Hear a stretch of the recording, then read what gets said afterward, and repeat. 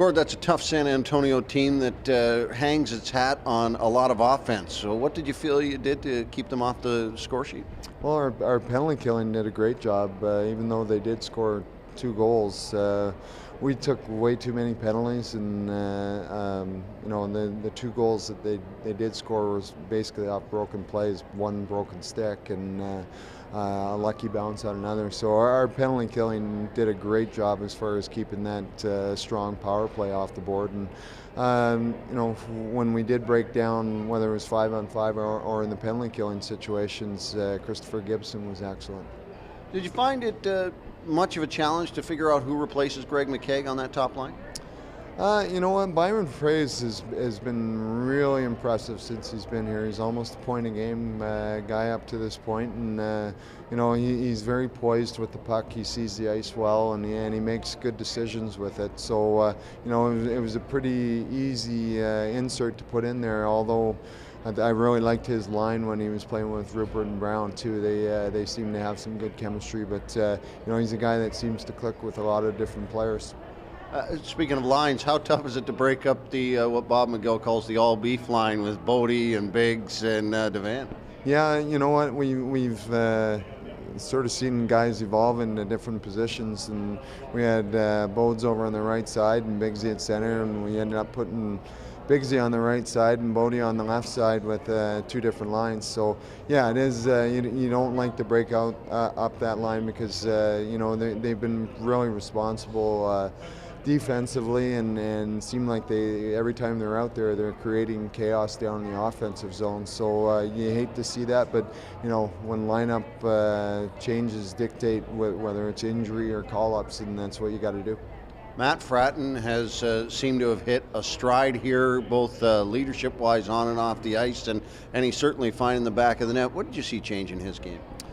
Well, he's being a little more discerning on where he's shooting the puck, and he's finding a way to get in those dirty areas to score goals. And he's got an NHL shot, and he's sort of targeted in a little bit better as far as hitting the net. And with his size and his battle level, going to those tough areas, he's going to see a lot of success that way.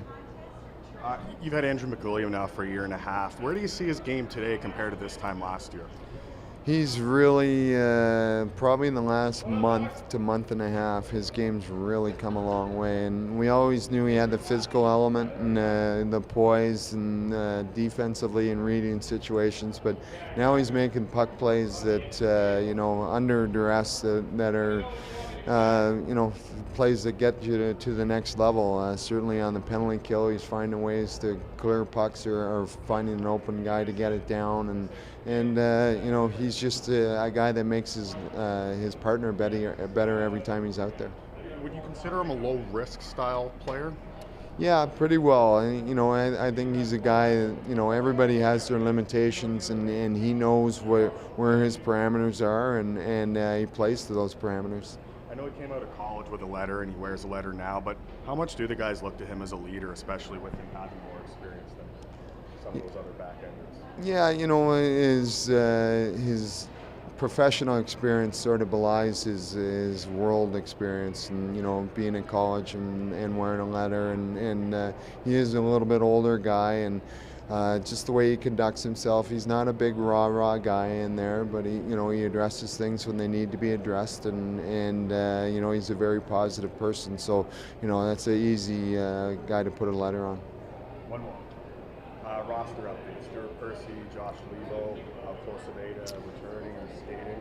Been on the road, I haven't seen practice. Yeah, Stu's been skating, and we're hoping, he's got to still sort of go through different things that our doctors have to clear him. And then, but he is skating, he's working hard, and he definitely wants to get back in there soon. And then with Josh Levo, it's still a matter of time with him. He is skating.